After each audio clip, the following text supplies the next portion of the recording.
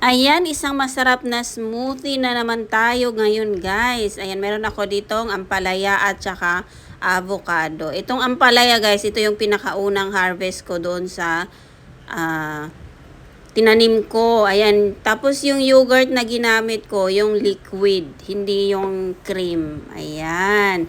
Masarap to, guys, kasi yung ampalaya, mapait naman siya talaga. Pero medyo may pagkatamis siya konti kasi nga hinog na. Tapos nilagyan ko ng yogurt na original. Ayan. So, hindi mo malalasahan talaga yung pait.